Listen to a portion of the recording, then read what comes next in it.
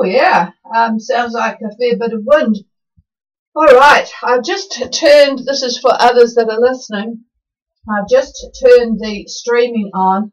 I've made a few changes to the settings in the computer because somebody emailed to say that it wasn't loud enough. So I am going to change a good scientific approach. There's quite a few things I could do, so I'm going to do them one at a time. See how this particular computer setting works, and then I will look at moving the recording computer and see what that does before I fiddle around further. So if anyone's listening, and good morning everybody from Gulf Harbour Radio. I hear we're reaching Fiji quite well this morning. This is Patricia and David.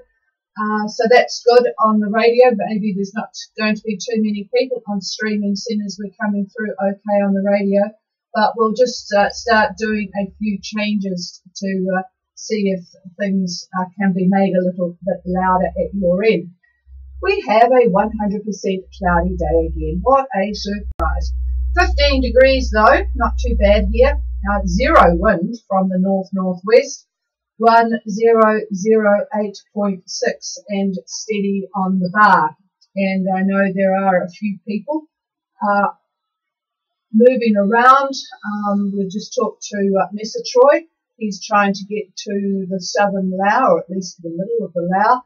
So we'll see what David has to say about that. I think he's going to cover the rather interesting saga of yesterday's Fiji report. So I'll leave that to him. We got 3 beautiful pictures of sunshine and tranquility from a heat wave. So it didn't quite match what we had seen on the satellite picture.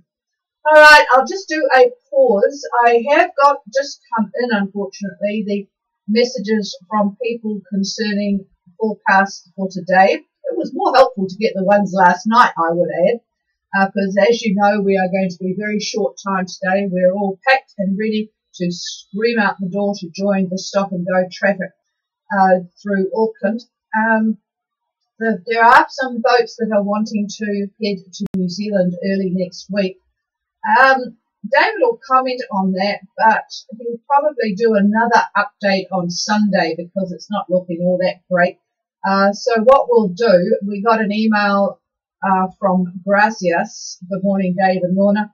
What we'll do is we'll reply to the email on Sunday, late Sunday, and give you an update prior to coming on air on Monday morning. And if you please, Dave and Lorna, could distribute that to those who are going to be joining the next trip from Fiji. But David will comment on it shortly. Sounds a little bit gusty in some parts of Fiji at the moment, so I will wait and see what happens. Big highs out there. Big high, big high. He doesn't ever like big highs because it's a bit rough for the crew. So yeah, and we've got your email, Trevor. He'll comment on the bottom of New Caledonia for the weekend. And Felicity, I haven't managed to get anywhere on that particular website. It doesn't seem to come up.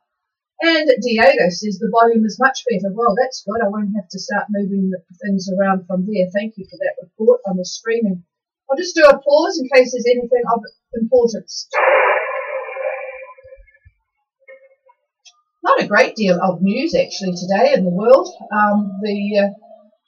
The new Supreme Court nominee, Mr. Kavanagh, is still in strife with this accusation of over 40 years ago. I mean, I have to say that even as a woman, I really can't see that somebody who got a little bit roughed up, not too badly, 40 years ago, when she was 15 years old and he was 17 years old, I think is a bit on the stupid side to start appealing now, particularly as she raised this quite a few months ago and the Democratic Party decided to sit on it till the last minute. But anyway, that's all going ahead. Of more interest, really, is the gold nugget that was found in Australia. It was found in a drilling, a guy was drilling in a mine in a place called Campbell. Don't know where that is, but he found a 198 pound gold nugget. Pretty fantastic, really, especially with the price of gold as it is at the moment. That was the good news from Australia. They are really struggling with this needle spicing in the strawberries. They have had to withdraw all of the strawberries in Australia. We've withdrawn them here because we get at this time of the year strawberries from Australia. They're right through Australia. They've been spiced with needles. Spiked. Did I say spiced? Yeah. I don't think it would be very spicy. Spiked with needles. They've had to actually remove needles from the supermarkets in Australia because, of course, there's a lot of copycat stuff. They have actually caught one young lad who was copycatting, but not a very sensible thing to be copycatting, I'm afraid. All right. Now, I bet there is not one boat listening to us that does not have a can of WD-40 on board. It's a very secret formulation, and this secret formulation is 65 years old. It's now been moved with an armed guard to a new bank vault. It was designed as a water displacement product in 1953, used to protect the Atlas missile from rust and corrosion. And they worked on that and came up with what they called WD-40 for water displacement. I guess it was the 40th formulation, but there you go, WD-40. It's in every house and boat that I know of.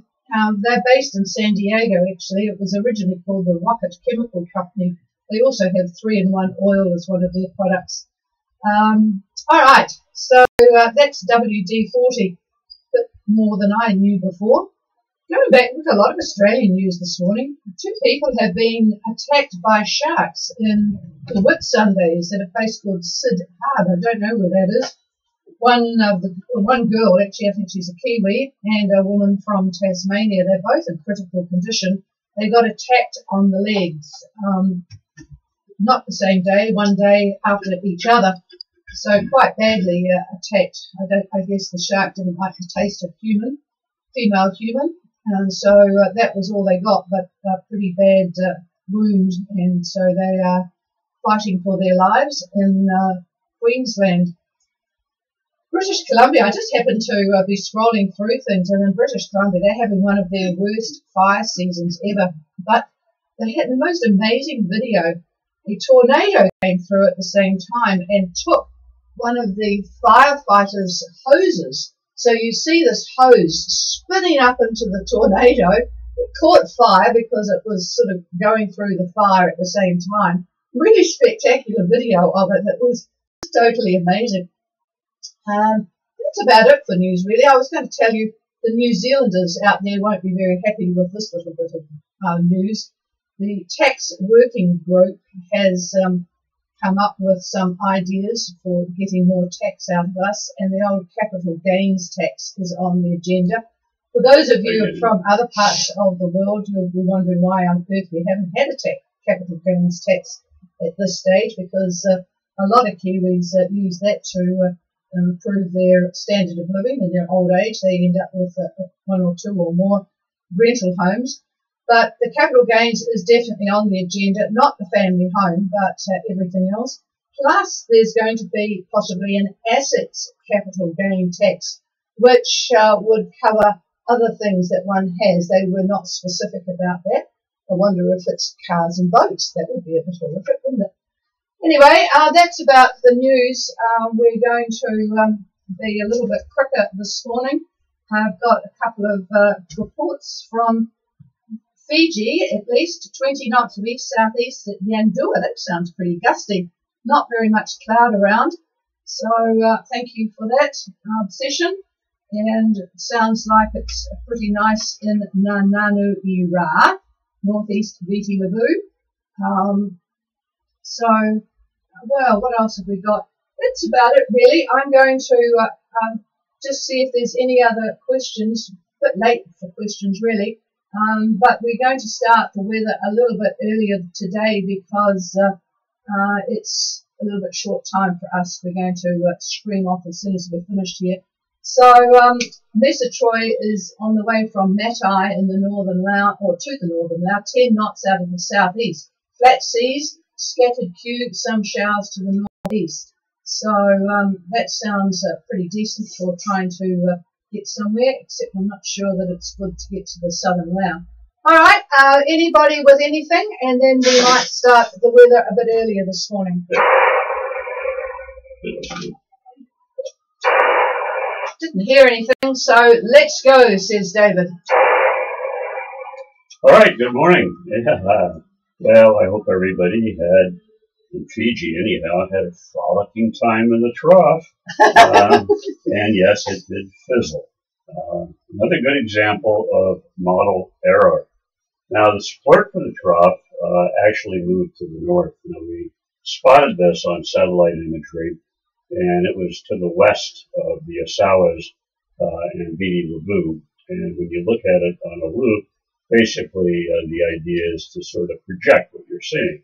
And it looked very clear to me that it was just going to keep on rolling and eventually hit the Asawa area. Those places need some rain, and it was looking good for that. But that didn't happen. A few hours later, we took a look at the satellite imagery, and lo and behold, it did not do that. It diverted well off to the north. At the same time, as Patricia said, we received a hilarious series of photos from the heat wave showing a lovely day. So I wanted to play a little detective to see why the trough forecast was a bust. And this might be interesting for you. All the evidence was there. I first looked at what I call the theta E charts. All us meteorologists will look at that, and the concentration of lines will show you where the trough actually is. And yep, there was no concentration of lines at all that were around the Yasawa area. They were all a little bit further to the north where that trough wound up. Then I looked at the relative humidity charts at 700 millibar. And those charts, if you look at them, when you see the colored area, that usually indicates very high areas of relative humidity, and that indicates very heavy cloud. And heavy cloud represents rain usually. So the Prague chart for yesterday promised heavy cloud. And that level is about 10,000 feet. And, well, that should have brought rain, right? But the actuals, when I looked at it later, the more recent 700 charts, the R8, or the relative humidity concentration, was north of the group. So no chance of cloud, therefore, for the Asawas. And then, looking at the microwave swath, which we finally got, and there was no sign of any wind convergence whatsoever. So, thus, no trough. So, the models goofed, Fiji Met goofed, New Zealand Met goofed, and I goofed. And all I can say is sorry about that, but that's just the way it goes in this forecasting game. So you're going to have to wait a little bit longer to get that dried salt off. And, well, this reminds me of the time we were in the Caribbean. And there was a nearby yacht that we had seen it a number of times. And beautiful yacht, always kept immaculate. Anyhow, turns out that the days with high humidity, and they were quite frequent there, allowed this boat always to gleam. And so what apparently happened, we got up early. The folks aboard did get up very, very early. And dew was pretty evident everywhere due to the high humidity and the dew point being very, very high. They'd get up with just a mop, and they would easily get rid of the salt. Mop away, and before you know it, all that water that was on the deck captured the salt, and the boat looked good. And then there was the time we were somewhere, I can't remember where, but we heartily soaked up in a swell. There's a good chance to save some water, right? And I think all of you have done this. So here we are on deck, all sudsy, and the sun comes out. So, I think we're in a rush today. Yeah, well, you're right, we're in a rush. Well, that's another story of maybe that we have in our 15 years out there.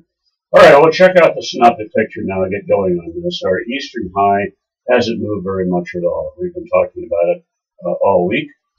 It's now centered near 40 and 150 west, but very strong, 1037 millibar. There is a complex depression that's over New Zealand and the Chatham Islands, and that's sending fronts and troughs to the north. And over southeast Australia lies our next high. It's a big boy as well. It's 1030 millibar. Now, by lunch Saturday, tomorrow, the eastern high doesn't look like it will have budged at all. The lows over New Zealand get pushed a little bit south, except for the one to the north.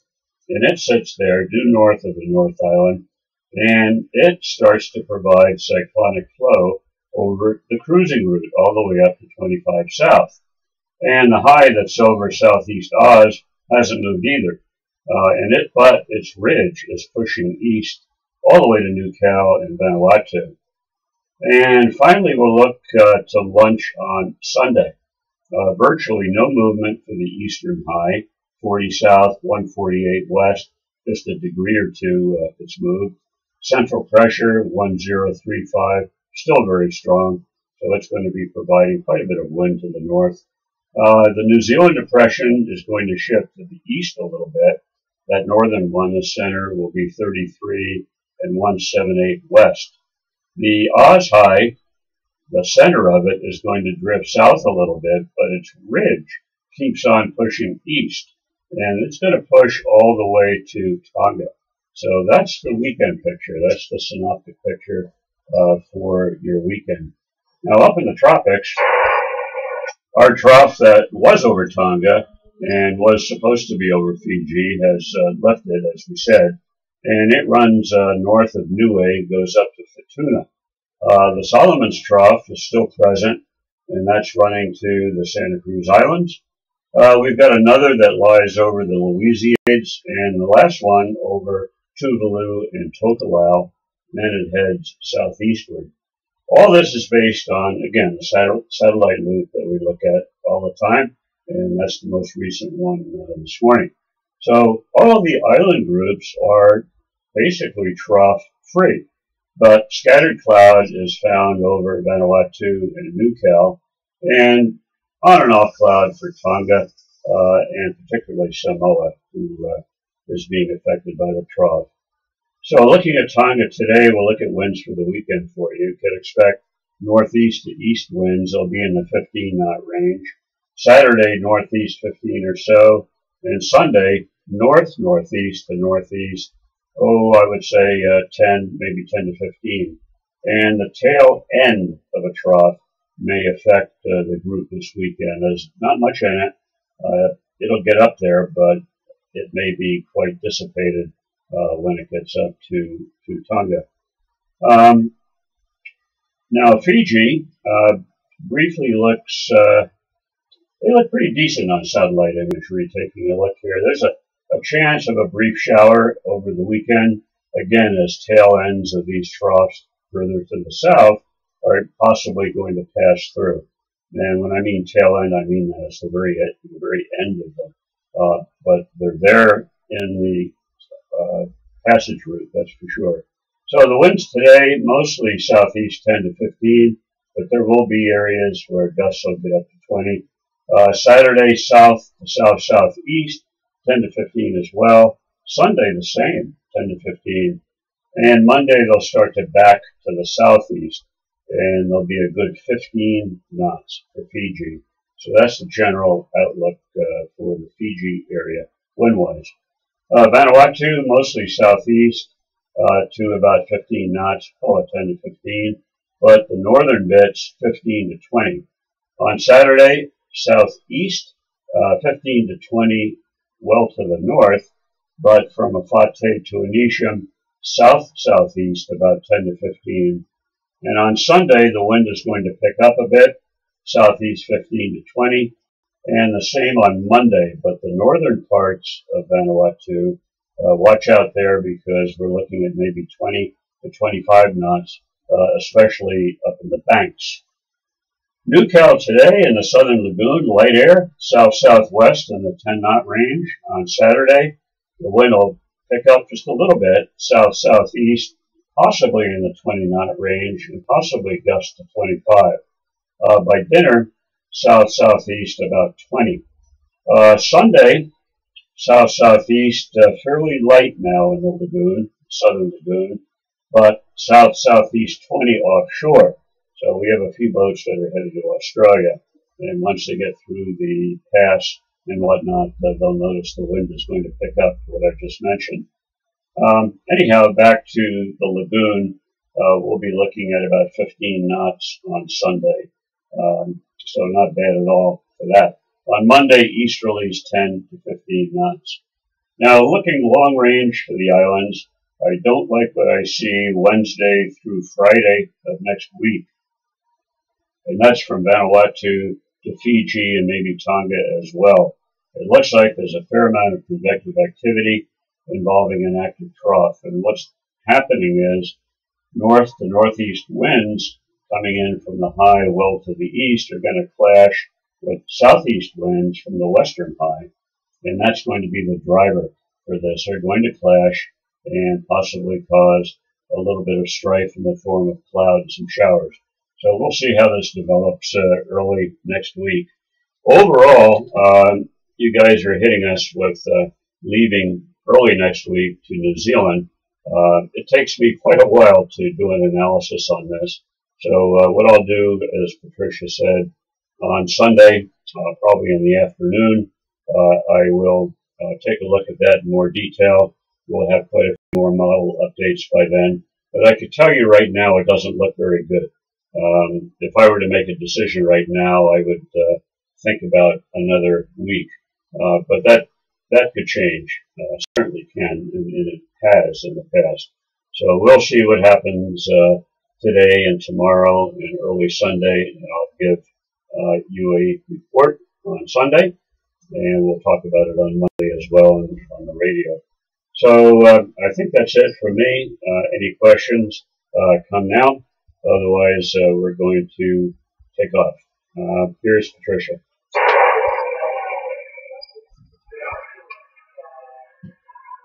I'm not sure if that was for us or not. Was there any relay? There's somebody there, but it could be just somebody talking to somebody else. If that was a boat for us, please call again just with your boat name. No, nothing else. I'm just looking at these beautiful pictures that came in today from that heat wave. Boy, it does look nice at Nanoe. I'm trying to work out whether this is Pilgrim that I see in the photo. It could well be. There's a couple of boats in the distance in one direction. All right, that's about it. I think we've answered the questions that have come in or delayed them for a little bit long. It sounds as if it's going to be quite nice down in the southern lagoon of New Caledonia, so Willemie's quite lucky. Oh, I know what it was for David to have a look at. Mesatroy and Tokata are trying to get to the southern lagoon, so southern Laos, should I say. Could you just have a look at that today and tomorrow and tell me whether the chances are going to be any better tomorrow? It's, let me just go back to what Mesatroy said. At the moment, they've got 10 knots of southeasterly. Same tomorrow. Same tomorrow. Oh dear. All right, 10 knots of southeasterly, so you'll just have to deal with that. Maybe a little lighter. Might be a little lighter tomorrow, but well, there's always that tacking thing that we used to be able to do on the sailboat. It's definitely going to be southeast for Langa, so once you're there, it'll be all right. Any other questions? Sunday southerly. Oh, and that's for the people wanting to go to the southern Laos. Sunday it will be southerly. Sunday southerly. Southerly. How much strength? 10 to 15. 10 to 15. All right. So there we have it. Southeast today and tomorrow, and southerly on Sunday. Who else? Is there anything else that we haven't covered? No, that's it. We're going to scream off so that we can get stuck in traffic. Anybody who comes through Auckland on a, oh God, it's a Friday. Damn stupid time to be going anywhere through Auckland. But you will know that there is just an awful lot of traffic. They do have a lot of park and rides, but the park and rides, the parking gets full by about at least by 7 o'clock. So anyway, we will be. I should take a book. Take my Kindle. All right. have a good weekend, everybody. And if you have any questions, just put them in the email ghradio@extraxtra.co.nz, and we'll endeavour to get to them over the weekend. So have a good weekend. Looks a lot nicer up there than it is here, but not to worry. Cheers all. Thanks, Dave. Thanks for letting us go away from the hospital. Yes, the concrete wall is what scares me. Yeah, sounds like fun, mate. Have a good weekend. I just got to use the head. I've got my ears in. So I'll see you at the ball station, everybody.